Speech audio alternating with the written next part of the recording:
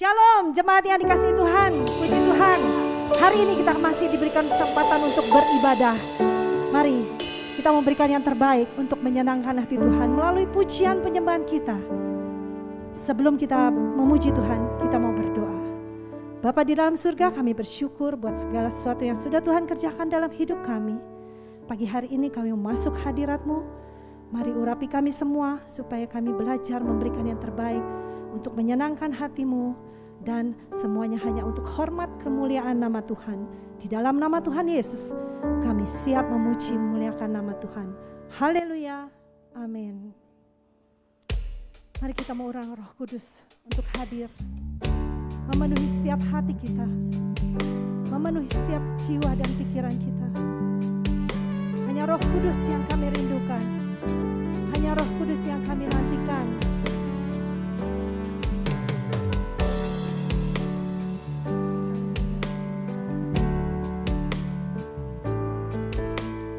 Roh Kudus, Kau hadir di sini, pribadi yang menawan dan suci.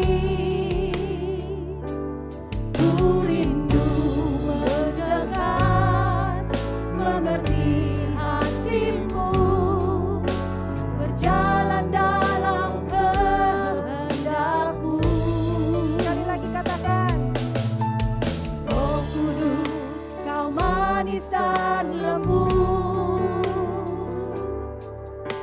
penolong yang sejati dan suci.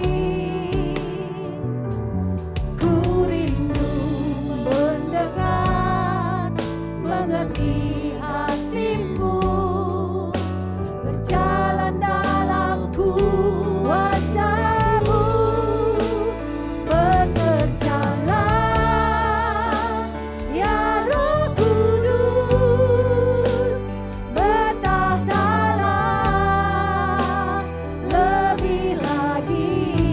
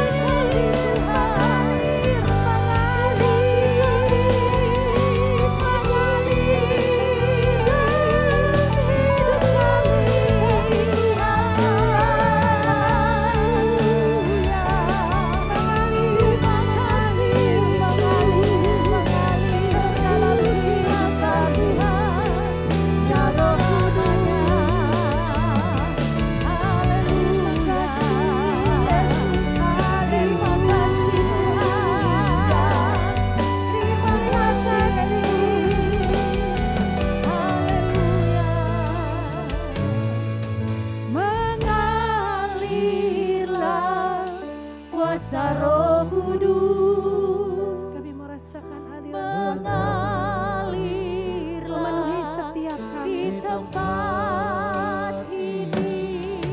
Mengalirlah, oh Roh Kudus, pulihkan. Mengalirlah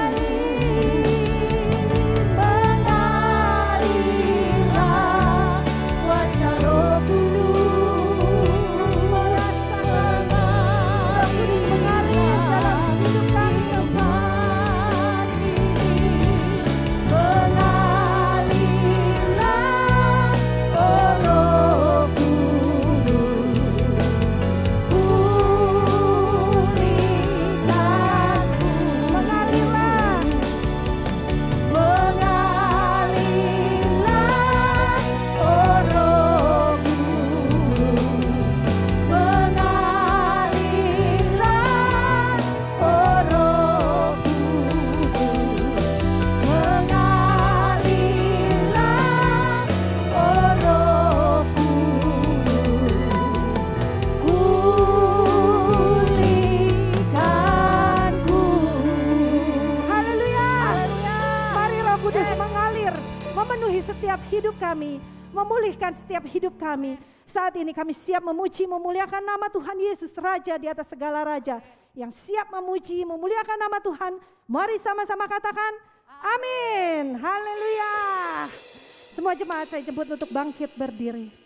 Sebab Roh Kudus boleh ada di tempat hidup kita untuk dipenuhi setiap dengan api Roh Kudus yang baru.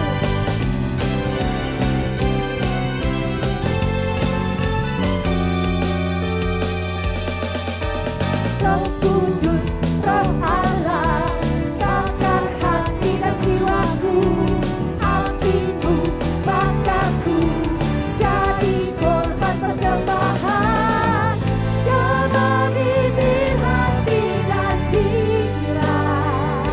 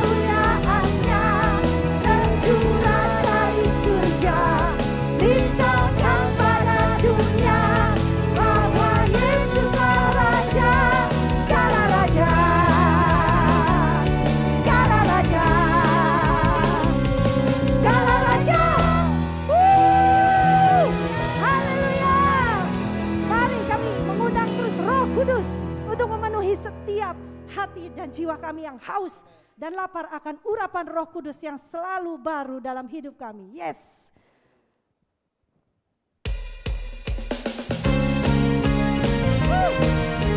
Roh Kudus tercurah di tempat ini. Urapannya ajaib, memulihkan setiap umatnya. Roh Kudus tercurah di tempat ini. Urapannya yang ajaib, memulihkan umatnya. Roh Kudus tercurah bagi gerejanya, membangkitkan umat pilihannya. Katakan hari ini. Hari inilah harinya Tuhan, saat pembebasan tiba. Belenggu dosa kali padamkan, hari bersorak bagi Dia.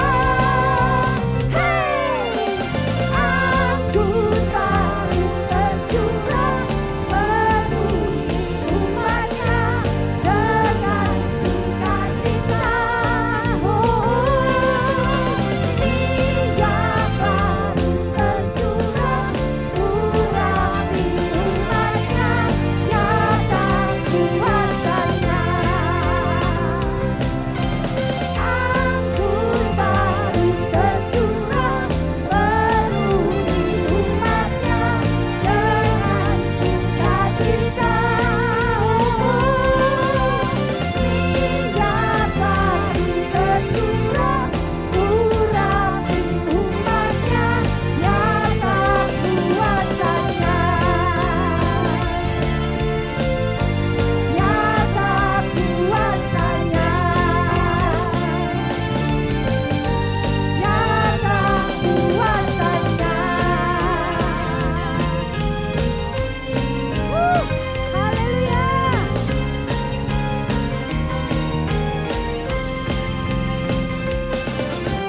Yeay. Api Roh Kudus memenuhi setiap kita semua. Saat ini kita persiapkan hati kita untuk dipenuhi oleh kebenaran firman Tuhan. Mari kita membuka hati kita seluas-luasnya supaya firman itu bisa masuk ke dalam hati kita. Tuhan, aku rindu. Tuhan, aku siap. Penuhi aku dengan Roh-Mu. Ku rindulah. Sekali lagi kita mau katakan pujian ini. Tuhan, aku rindu. Tuhan, aku rindu. Tuhan, aku siap. Penuhi aku dengan Roh-Mu. Ku rindu lawatanmu.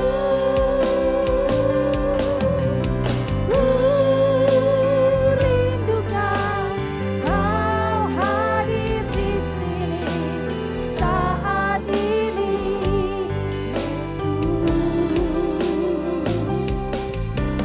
Ku rindukan Roh-Mu mengurapi saat ini, Tuhan. Sekali lagi katakan. Ku rindukan Kau hadir di sini saat ini, Yesus. Ku rindukan Roh-Mu mengurapi saat ini, Tuhan.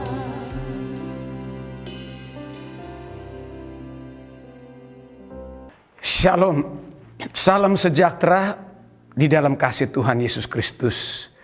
Senang sekali saya dapat berjumpa kembali dengan jemaat Tuhan. Kekasih dalam Tuhan, hari ini adalah hari terakhir di mana saya menyampaikan firman melalui online. Bapak Ibu serta saudara sekalian, bila ada ingin tahu, boleh menghubungi kami ya untuk kedepannya. Nah, Bapak Ibu, saya mohon maaf bila ada kekeliruan, kesalahan kata dalam penyampaian firman. Mohon maaf. Dan Bapak Ibu, doa kami kiranya Bapak Ibu selalu sehat-sehat selalu. Puji nama Tuhan. Hari ini saya mau berbicara tentang perpisahan yang membahagiakan. Terlebih dahulu kita buka firman Tuhan Kisah Para Rasul Fatsal 1 ayatnya yang ke-9. Sesudah Yesus mengatakan demikian, terangkatlah Yesus disaksikan oleh mereka, dan awan menutupinya dari pandangan mereka. Pembacaan berikutnya Lukas 24 ayatnya yang ke-44. Ia berkata kepada mereka, inilah perkataanku yang telah kukatakan kepadamu ketika aku masih bersama-sama dengan kamu, yakni bahwa harus digenapi semua yang ada tertulis tentang aku dalam kitab Taurat Musa dan kitab para nabi dan kitab Mazmur. Lalu ia membuka pikiran mereka sehingga mereka mengerti kitab suci. Katanya kepada mereka, ada tertulis demikian, Mesias harus menderita dan bangkit dari antara orang mati pada hari yang ketiga. Dan lagi dalam namanya berita tentang pertobatan dan pengampunan dosa harus disampaikan kepada segala bangsa. Mulai dari Yerusalem, kamu adalah saksi dari semuanya ini. Ayat 49, dan aku akan mengirim kepadamu apa yang dijanjikan Bapakku. Tetapi kamu harus tinggal di dalam kota ini sampai kamu diperlengkapi dengan kekuasaan dari tempat tinggi. Mari kita berdoa. Bapa di dalam sorga yang kami kenal dalam nama Yesus, hamba mohon kuduskan pikiran hambamu, hati hambamu, perkataan hambamu, lidah hambamu, Tuhan kuduskan. Dan layakkan hambamu untuk menyampaikan firman-Mu. Tuhan Yesus, berbicaralah buat kami semua. Dan kami siap untuk mendengarkan firman-Mu. Dalam nama Yesus kami berdoa dan sambut firman Tuhan. Haleluya, amin. Haleluya, puji Tuhan. Kekasih dalam Tuhan, hari ini saya mau bicara tentang perpisahan yang membahagiakan. Dari dua pembacaan firman Tuhan yang kita sudah baca pada pagi ini. Pertama di dalam Kisah Para Rasul Fatsal 1 ayat 9 berkata begini, sesudah ia mengatakan demikian, terangkatlah Yesus disaksikan oleh mereka, dan awan menutupinya dari pandangan mereka. Kekasih dalam Tuhan, pembacaan yang kedua adalah dari Lukas 24 ayatnya yang ke-50 sampai 53. Nah, kita lihat di dalam ayat 50 katakan, lalu Yesus membawa mereka keluar kota sampai dekat Betania. Di situ ia mengangkat tangannya dan memberkati mereka.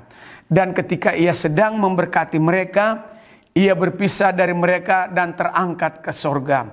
Mereka sujud menyembah kepadanya. Lalu mereka pulang ke Yerusalem dengan bersukacita.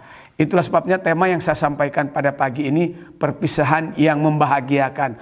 Perpisahan yang membawa sukacita. Ya. Nah, ayat 53 katakan mereka senantiasa berada dalam bait Allah dan memuliakan Allah. Tentu murid-murid dan orang-orang percaya berkumpul memuliakan Allah dengan sukacita ketika Yesus dan murid-muridnya berpisah. Haleluya, haleluya. Puji nama Tuhan. Perpisahan antara Tuhan Yesus dan murid-muridnya Berbeda dengan perpisahan antara ayah dan ibu dan anak. Misalnya perpisahan untuk pergi ke kota yang lain. Bapak mau bekerja atau ibu pergi bekerja. Nah, berpisah satu dengan yang lain. Nah, ada juga contoh perpisahan antara guru dan murid-murid. Ya, ketika saya SD ada perpisahan. Ketika saya SMP negeri dulu ada acara perpisahan. Ketika saya SMA ada acara perpisahan murid dan guru-guru. Demikian waktu saya sekolah di teologi ada juga acara perpisahan. Nah, kekasih dalam Tuhan, bahwa perpisahan yang saya sebutkan tadi, perpisahan antara guru dan murid, ya. Ada juga perpisahan antara bos dan karyawan atau dengan bawahannya. Nah, biasanya perpisahan seperti itu ada kesedihan, ya, ada tangisan. Nah, saudaraku, sekarang kita mau lihat mengapa perpisahan Tuhan Yesus dengan murid-murid mendatangkan kebahagiaan, mendatangkan sukacita, bukan kesedihan. Saya sudah bilang tadi bahwa kebanyakan perpisahan itu membawa duka cita, ya, membawa kesedihan. Tapi kok bertolak belakang dengan Alkitab? Nah, saudaraku, memang demikian, ya. Perpisahan Yesus dan murid-murid bukan membawa kesedihan, tetapi membawa sukacita. Kekasih dalam Tuhan, sebelum Yesus naik ke sorga, Tuhan Yesus datang kepada murid-murid setelah Yesus bangkit, memberitahukan tentang perpisahan, ya. Nah, Tuhan tahu mereka sedih. Itulah sebabnya Tuhan Yesus datang bicara kepada murid-murid seperti ayah berbicara kepada anak, memberi mereka kekuatan, memberi mereka support, ya, memberitahukan supaya mereka nggak usah takut. Tuhan Yesus bilang nggak usah khawatir, ya. Dalam kehidupan ini pasti Tuhan menyertai. Nah, kata-kata itulah yang Tuhan Yesus beritahukan kepada murid-murid sehingga mereka tidak takut menghadapi dunia yang keras dan kejam. Karena apa? Tuhan Yesus sebelum Yesus naik ke surga, Tuhan Yesus sudah mengucapkan kata-kata penguatan kepada murid-murid. Nah, saudaraku, ada dua hal kebenaran firman Tuhan yang pagi ini saya mau ungkapkan buat Bapak Ibu serta saudara sekalian, perpisahan yang membahagiakan, ya. Perpisahan yang membawa sukacita. Yang pertama, Tuhan Yesus berpisah dengan murid-muridnya. Tuhan Yesus katakan perpisahan ini adalah perpisahan sementara. Dalam Yohanes 14 ayat 2 dan 3 katakan, di rumah Bapakku ada banyak tempat tinggal. Jika tidak demikian, tentu aku mengatakannya kepadamu. Sebab aku pergi ke situ, maksudnya ke surga, untuk menyediakan tempat bagimu, tempat bagi murid-murid Yesus dan saudara, dan kepada saudara dan saya. Nah, Alkitab katakan, dan apabila aku telah pergi ke situ dan telah menyediakan tempat bagimu, aku akan datang kembali dan membawa kamu ke tempatku, supaya di tempat di mana aku berada, kamu pun berada. Nah, kekasih dalam Tuhan, ayat-ayat Alkitab yang saya beritahukan kepada Bapak Ibu serta saudara sekalian ini ayat-ayat yang memberi kekuatan kepada murid-muridnya, bahwa Tuhan Yesus katakan, aku akan pergi, ya, aku akan berpisah dengan murid-murid. Dan Tuhan Yesus memberi jaminan, Tuhan Yesus memberi pengharapan kepada murid-murid bahwa di rumah Bapakku, maksudnya di sorga, ada banyak tempat tinggal. Kekasih dalam Tuhan, saudaraku, kalau saya pergi di berbagai tempat di Jakarta, Bekasi, Tangerang, saya melihat rumah-rumah begitu sangat padat. Bogor juga, saya lihat di rumah-rumah begitu sangat padat. Nah, itu sebabnya di Jakarta, Bapak Ibu serta saudara sekalian, rumah-rumah bukan lagi ini dibangun di tempat-tempat ini karena sudah sempit. Ya. Penduduk bertambah, lahan tidak bertambah. Nah, itulah sebabnya pengembang mengalami kesulitan untuk menyediakan lahan buat pembangunan rumah untuk penduduk. Nah, itulah sebabnya sekarang ini rumah-rumah dibangun oleh pengembang itu rumah semacam rumah susun, rumah apartemen, ya, bertingkat. Karena lahan semakin sempit. Bukan saja di Jakarta atau di kota-kota besar Surabaya dan Bandung dan juga Medan yang rumah-rumahnya dibuat ke atas, ya. Tapi di luar negeri juga seperti itu. Kenapa? Lahannya semakin sempit. Pengembang mengalami kesulitan untuk mencari tanah untuk membangun rumah penduduk. Tapi ada berita bahagia yang saya mau beritahukan. Sebelum Tuhan Yesus naik ke sorga, dia memberitahukan kepada murid-murid dan kepada kita, di rumah Bapakku ada banyak tempat. Tuhan Yesus tidak bilang di rumah Bapakku sedikit tempat, tapi Tuhan memberi janji kepada kita, di rumah Bapakku ada banyak tempat. Nah, saudaraku, Tuhan Yesus pergi ke sorga untuk menyediakan tempat. Nah, sekali lagi perpisahan dengan murid-murid adalah perpisahan yang sementara. Satu waktu murid-muridnya akan berjumpa dengan Yesus. Satu waktu juga saudara dan saya akan berjumpa dengan Yesus. Di mana? Di kekekalan. Ya, di sorga. Ada lagu katakan, di seberang sana air mata lenyaplah. Di seberang sana damai kekal, tak ada susah di seberang sana, karena Yesus Tuhanku hidup selama-lamanya. Di mana? Di sorga. Di seberang sana kita akan tinggal bersama-sama Tuhan selama-lamanya. Di seberang sana tidak ada sakit penyakit. Di seberang sana tidak ada krismon. Di seberang sana di surga tidak ada sakit penyakit, tidak ada wabah. Di seberang sana ada sukacita. Di seberang sana ada Tuhan Yesus. Oh, haleluya, yang selalu memberikan kita kekuatan. Haleluya, haleluya. Di seberang sana tempat yang senang. Bapak, Ibu serta saudara sekalian, Yesus pergi ke sorga menyediakan tempat bagi kita orang-orang percaya. Ibrani 9 ayatnya yang ke-27 katakan, dan sama seperti manusia ditetapkan untuk mati hanya satu kali saja, dan sesudah itu akan dihakimi. Kekasih dalam Tuhan, satu kali kelak manusia akan mati. Siapapun kita akan meninggal dunia.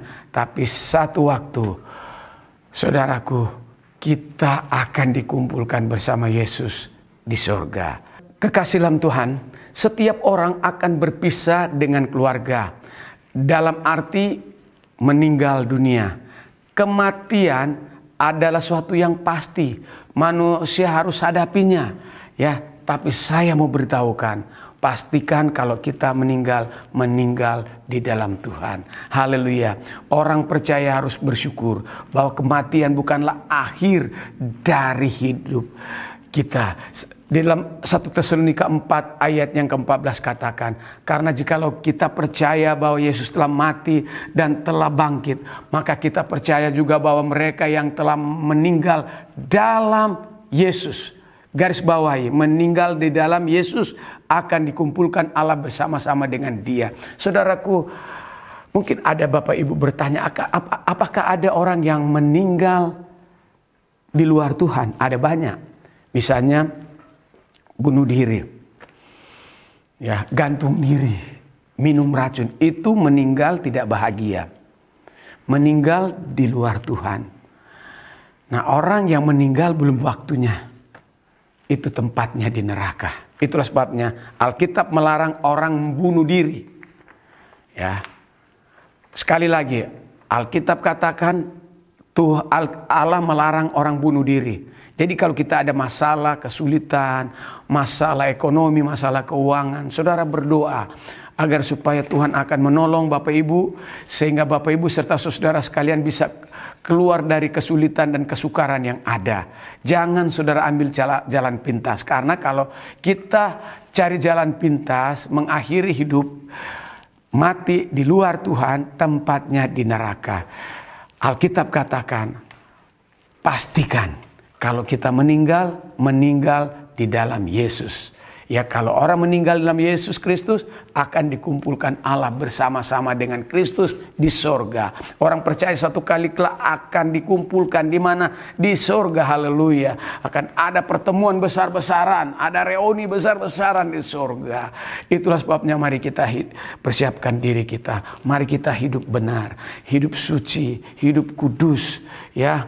Mulai sekarang kita persiapkan hidup kita untuk kekekalan. Haleluya, haleluya.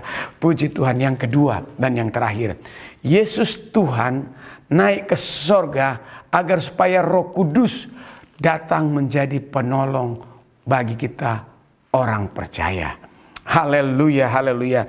Di dalam Alkitab katakan, Kisah Para Rasul pasalnya yang pertama, ayatnya yang ke-8 katakan begini. Ya, Kisah 1 ayatnya yang ke-8, firman Tuhan berbunyi demikian. Tetapi kamu akan menerima kuasa kalau Roh Kudus turun ke atas kamu, dan kamu akan menjadi saksiku di Yerusalem dan di seluruh Yudea dan Samaria dan sampai ke ujung bumi. Kekasih dalam Tuhan, Tuhan Yesus naik surga agar supaya Roh Kudus datang, ya, menjadi penolong bagi kita umat-umatnya. Dalam bahasa Yunani, Roh Kudus disebut Parakletos. Parakletos atau pendamping, penolong buat saudara dan saya, yang menyertai saudara dan saya. Yohanes 4:16 ayat 7 katakan begini. Adalah lebih berguna bagi kamu jika aku pergi. Sebab jikalau aku tidak pergi, penghibur itu tidak akan datang. Itu Roh Kudus datang kepadamu. Tapi jikalau aku pergi, aku akan mengutus dia, mengutus Roh Kudus kepadamu. Saudara-saudaraku, saya mau beritahukan kenapa Tuhan Yesus bilang kepada murid-muridnya, tunggu, ya, di Yerusalem. Kisah 1 ayatnya yang ke-4 katakan, pada suatu hari ketika ia makan bersama-sama dengan murid-murid, bersama-sama dengan mereka, maksudnya murid-murid, ia melarang mereka meninggalkan Yerusalem dan menyuruh mereka tinggal di situ menantikan janji Bapa, yang demikian katanya telah kamu dengar daripadaku. Saudaraku, kenapa Tuhan Yesus katakan, murid-murid jangan pergi kemana-mana, kamu tunggu. Di mana? Di Yerusalem. Kamu tidak perlu dulu jadi saksi. Jangan dulu pergi melayani. Tunggu.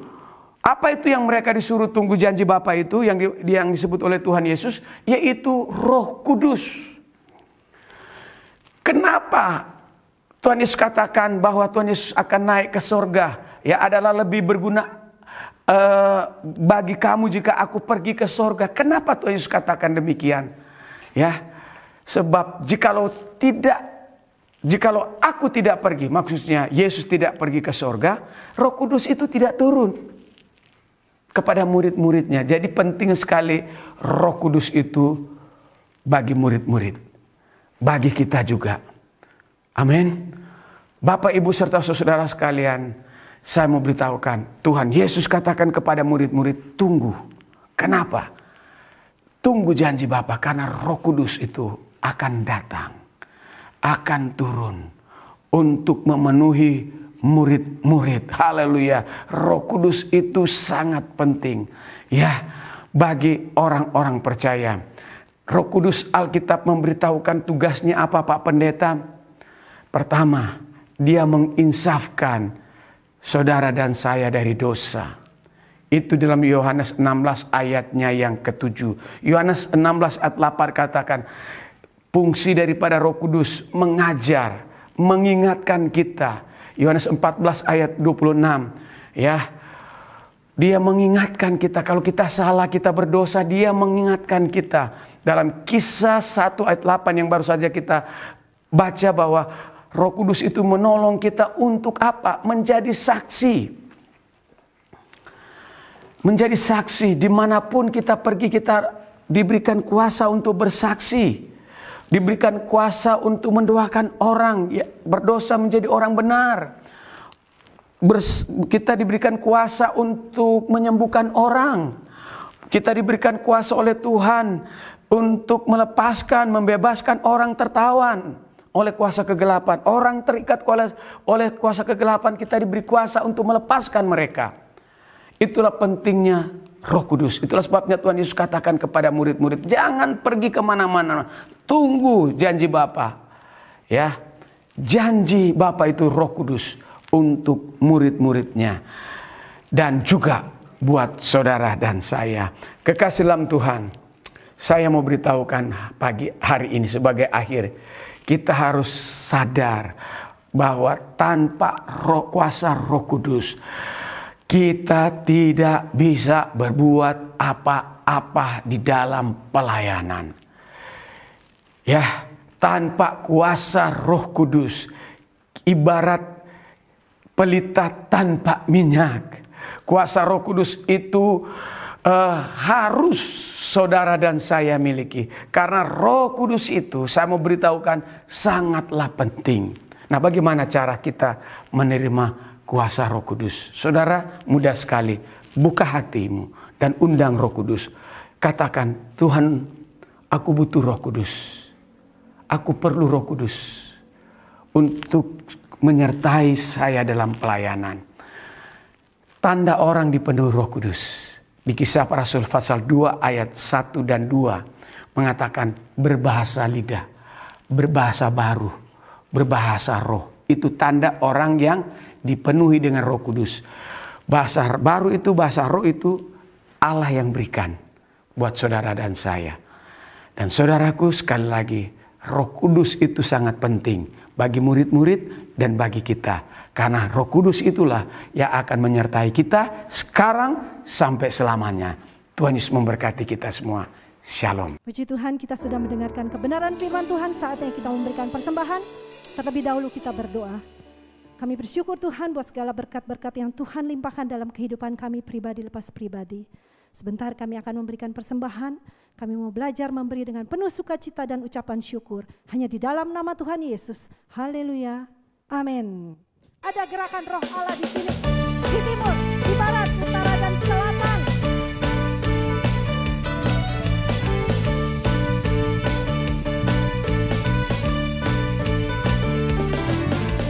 Ada gerakan Roh Allah di sini. Ada gerakan Roh Allah di sini. Di timur, di barat, utara dan selatan. Ada gerakan Roh Allah di sini. Katakan Hosana, Hosana, Hosana, Hosana, Hosana. Terpujilah Tuhan, terpujilah Tuhan, terpujilah Tuhan yang datang dalam nama Yesus.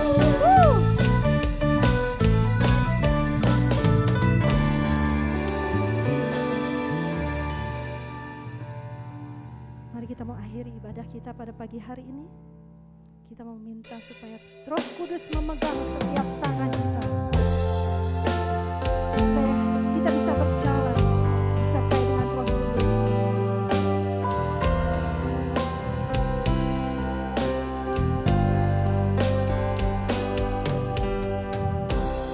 Peganglah tanganku Roh Kudus setiap hari. Ku tak dapat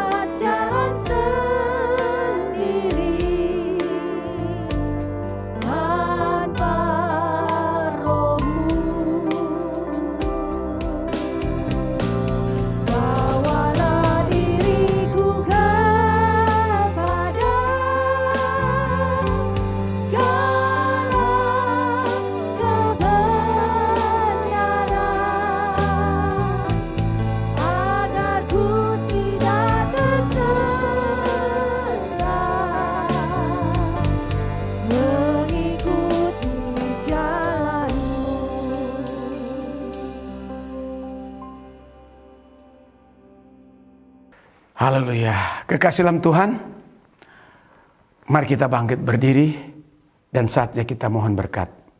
Terimalah berkat dari Allah Bapa, kasih yang besar dari Kristus Yesus, persekutuan dengan Roh Kudus menyertai kami dari saat pagi ini sampai Maranatha. Tuhan Yesus datang untuk kedua kali. Kiranya Engkau ya Tuhan memberkati.